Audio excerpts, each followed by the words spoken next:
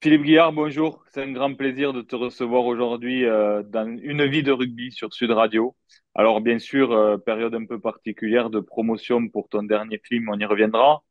Mais ce qui m'intéresse, c'est de repartir beaucoup plus loin que ça, de ta découverte avec le rugby. Alors, j'ai appris que tu étais né dans les dom-toms. Est-ce que tu te souviens comment tu rencontres ce sport et comment ça se passe à ce moment-là? Ouais, je rencontre ce sport parce que mon père est gendarme, que je vis dans une gendarmerie. Je suis en Martinique. Je joue au football. Je suis plutôt pas mauvais. Et à l'époque, dans les années 70, il y avait beaucoup de métropolitains qui étaient des mecs du Sud et qui étaient des mecs du rugby. Et en Martinique, figure-toi, il y avait 7 clubs qui se disputaient le titre extrêmement glorieux de champion de la Martinique, dont un club qui s'appelait le Club Colonial, qui était un peu le club des militaires un peu et des gendarmes. Et quand les mecs m'ont vu jouer au football comme un rugbyman, en fait, donc du coup, ils m'ont dit, allez, viens avec nous et tout. Du coup, j'ai commencé à jouer au rugby.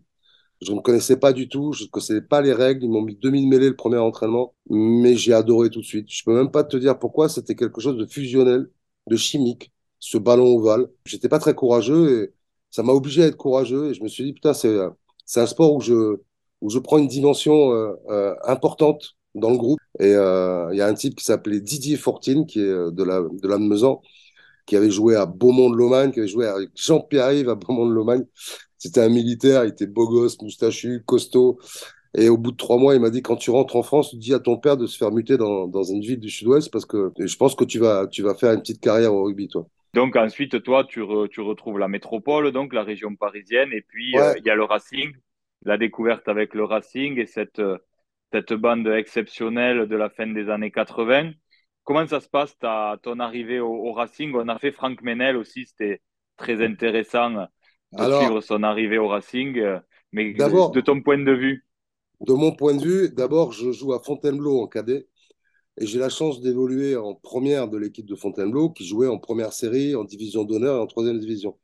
Donc moi j'ai connu les petits clubs, tu vois, mais et du coup comme j'allais vite et que j'étais le petit junior qui était un peu voilà, je suis arrivé assez vite à jouer en première. Après j'ai joué au SCUF pendant un an et au SCUF il y a un mec qui m'a dit il faut absolument que tu ailles au Racing. Je suis arrivé tard au Racing, moi. Je suis arrivé en 82, j'avais 21 ans. Mais quand je suis arrivé au Racing, pour moi j'y croyais pas, mais j'ai tenté ma chance quand même. Ben, je suis arrivé avec mon baluchon et j'ai signé rue et Blé avec mes 2 photos, mon chèque de 150 francs. Et à l'époque, c'était ça, hein, c'était pas, on n'était pas, il n'y avait pas des contrats pro, tu vois, t'étais pas Il demandé. fallait payer sa licence. Ben ouais, tu payais ta licence. Et puis j'ai enquillé très vite en National B, dans la deuxième équipe du Racing.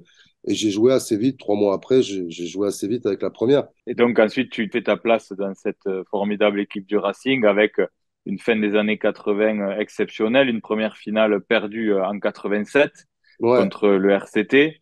Et puis ensuite, ce goût, cette volonté d'y revenir parce que vous êtes en phase finale quasiment toutes les saisons qui suivent avec le titre ensuite en 90. Oui, on rentre dans le Gotha des 4-5 clubs éligibles au titre en 87 à force de. En fait, on doit beaucoup à Robert Paparamborde à l'époque, Patou le pauvre, qui aurait. Voilà, bon, bref. Mais Patou, il est arrivé, il est arrivé du Sud, il a pris l'équipe en main, il a joué un an, puis après, il a pris l'équipe en main. Et il arrêtait pas tous les dimanches de dire c'est pas parce qu'on a l'accent du Sud-Ouest qu'on est bon au rugby, les gars, arrêtez. Nous, on avait un complexe. Tu vois, moi, j'ai toujours connu le complexe du Parisien. Quand je jouais à Fontainebleau, tu avais un mec qui arrivait de Toulouse, il jouait à Fontainebleau, hein, première série ou division d'honneur. Le simple fait que le mec arrive de Toulouse, il prenne le train, il arrive de Toulouse, il jouait tout de suite en première, le mec. Tu sais, il y avait une espèce de glorification du mec du Sud qui arrive. Et c'était insupportable parce que le mec du Toulouse, tu vois, à l'entraînement, il faisait une passe comme toi tu fais, hein. Mais tout le monde disait, t'as vu la passe là? T'as vu? Ça, c'est une passe, ça, c'est une passe de Toulousain, ça. Ah, c'est là, tu fais, bah ouais, mais après, il tapait au pied, tu faisais le même coup de pied, hein, le même coup de pied. Mais là, lui, c'était un coup de pied de Toulouse, quoi. Donc, c'était. Et on avait ce complexe-là à Paris, parce qu'on était que des Alors, Parisiens. je sais pas si tu es d'accord avec ça, mais finalement, c'est quelque chose qu'on a un peu retrouvé dans le rugby pro avec les recrues de l'hémisphère sud. Exactement, c'est exactement ça. Les mecs qui arrivent Le fantasme du c'est lointain. ça. Mais Et ça a c'est peu Robert à du ce temps. moment-là qui vous décomplexe. Ouais, il nous décomplexe. Et puis après, on commence nous aussi à écrire notre histoire en se mettant des challenges supplémentaires. en étant parisien et absolument inconnu, on a décidé de jouer en béret, de jouer avec. On avait joué Peint en noir. en noir à Toulouse.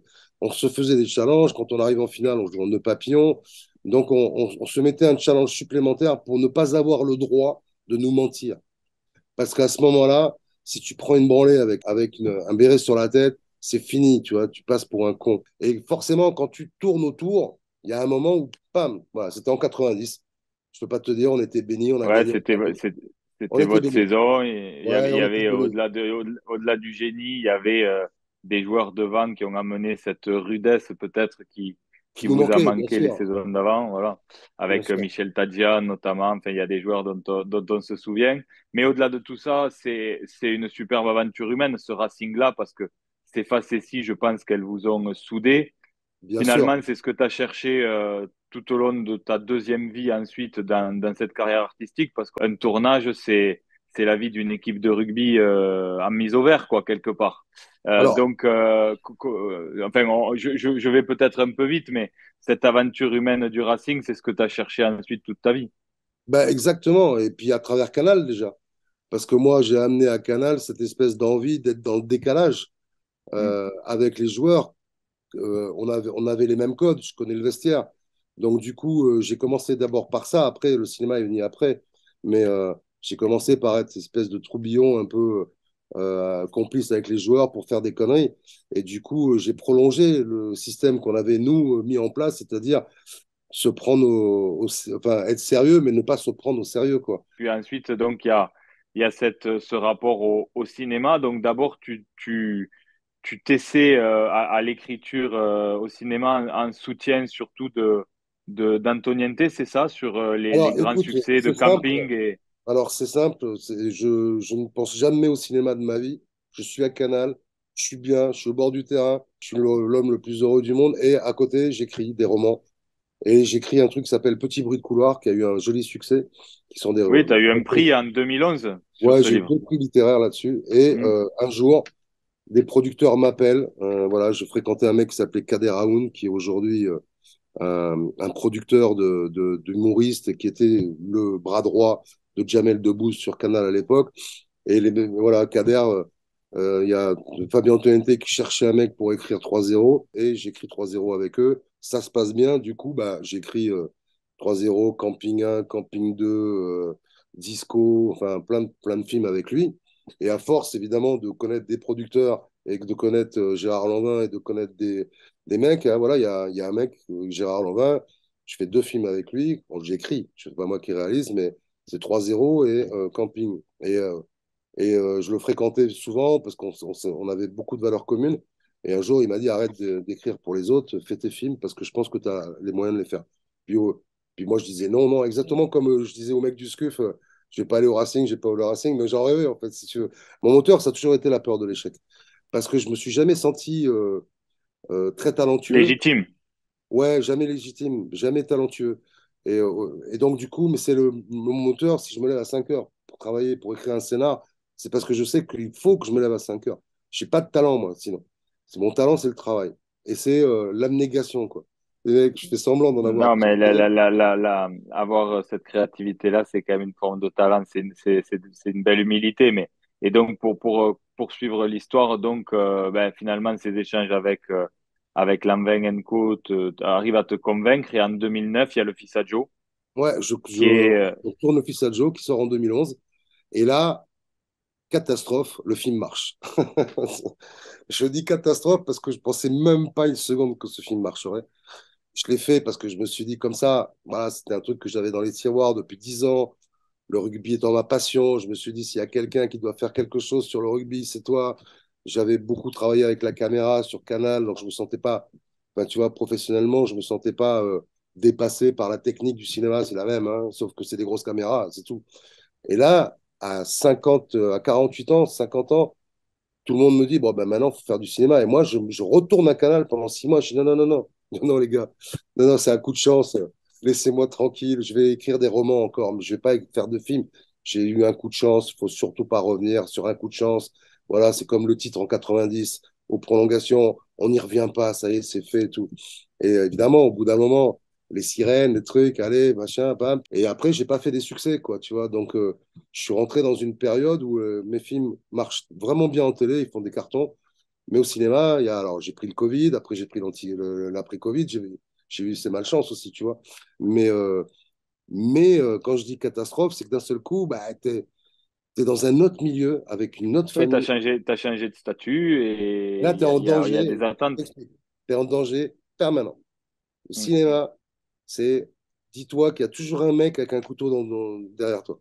Toujours. Donc, Philippe, on est ensemble pour une vie de rugby et on parle maintenant de ton actualité et de cette période de promo. J'ai l'impression qu'il y a un personnage quand même qui rentre bien dans ton univers et dans l'esprit rugby, qui rejoint la troupe des acteurs phares de Philippe Guillard. C'est Mathieu Madénian, qui est un des personnages importants de ton nouveau film. Ouais, C'est une ouais, belle ouais. découverte. Ouais, c'est une belle découverte, mais je le connaissais déjà depuis un petit moment. Et j'avais toujours pensé qu'un jour on travaillerait ensemble, surtout pour un truc de rugby, parce que il est de Collioure, il est donc catalan, enfin d'origine arménienne, mais catalan. Et puis il me fait marrer, c'est un mec qui est très drôle. Je suis allé le voir souvent en spectacle et tout. Donc du coup, je m'étais toujours dit qu'un jour on travaillerait ensemble. Et c'est la partie comique du film, quoi. C'est la partie comédie du film, voilà. Parce que c'est un film quand même où il y a beaucoup d'émotions parce que ça parle plus d'intégration de demandeurs d'asile dans un village du sud de la France par le rugby, sous fond de guerre de clochers entre deux villages qui font le derby tous les ans, leur derby depuis 100 ans, quoi. Donc, mais c'est un film qui a plus d'émotions que de. Ah, c'est un peu les deux, quoi. Comédie et émotion, ouais, les deux à la fois.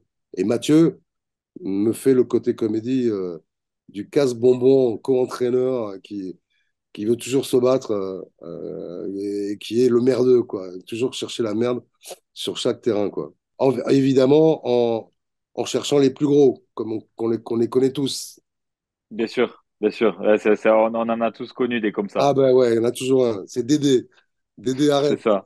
Pourquoi tu t'en prends toujours au plus gros? Mais parce que t'es là. Et si je suis pas là, comment tu fais? Eh ben, je cherche pas la merde. Voilà. Ouais, c'est ça, c'est ça. Dans tous les cas, c'est un film, voilà, ça s'appelle Pour l'honneur. C'est un film, je pense, qui est. C'est un joli petit film. C'est un film aussi contre le racisme. Je trouve qu'on en parle, tu vois, quand j'étais au Stade de France, le message qu'il y a le samedi, là, avant le Pays de Galles, contre le racisme et tout. Ben, c'est un film qui parle aussi de ça, de ce racisme primaire que nous subissons en France, que certains subissent et ne devraient pas. Donc il y a un petit peu de tout. Il y a du rugby, il y a de la guerre de clochers, il y a du réfugié, de l'immigration. Mais tout ça, c'est pas un discours politique, c'est un discours humain. Voilà, tout simplement. J'ai pas politisé le Non, mais truc. je crois que quand on a grandi dans le sport et qu'on sait à quel point ça peut régler des problèmes de société, il n'y a pas de politique là-dedans. On a juste envie d'essayer de faire prendre conscience à tous ces gens qui voient le sport de très loin, que le sport et particulièrement le rugby règle de façon extrêmement simple et spontanée tout un Bien tas de sûr, problèmes de société. naturel, naturel, naturel, naturel. En tous les cas, tu as dit que c'était un joli film. Écoute, je crois que c'est ce qu'on peut dire de tes films depuis Le Fils adjoint 2009. C'est des jolis films pleins d'émotions. Et pour ceux qui aiment le rugby et les autres d'ailleurs, qui le découvrent à travers tes films, c'est assez honorifique pour les gens qui aiment le rugby de voir la façon dont tu le traites. En tous les cas, c'était un grand plaisir de t'avoir avec nous dans une vie de rugby. On te souhaite bien sûr tout le meilleur dans cette période de promo de Pour l'honneur et toute l'équipe de Sud Radio, Daniel Herrero, François Trio, Alex Priam, Julien Thomas, Johan Huget, on est tous au soutien. Tu placeras cette info quand même. La voix off, Ouais, c'est quand même Daniel Herrero, je la sais, bien voix off. sûr. Et c'est Cabrel qui m'a gentiment et généreusement enfin, composé une chanson pour la fin du film dans le générique de fin. Donc, si tu veux, tu commences par Daniel Herrero, tu finis par Cabrel et au milieu, tu as Olivier Marchal. Si ça sent pas le Sud et le rugby, je mange un Ouais. âne, comme on dit. Voilà. Ça sent le Sud et les belles valeurs. En tous les cas, on te souhaite tout le meilleur pour cette nouvelle aventure. Merci encore, Je te Philippe, remercie. Allez, et à très vite. bisous, ciao, merci. Ciao.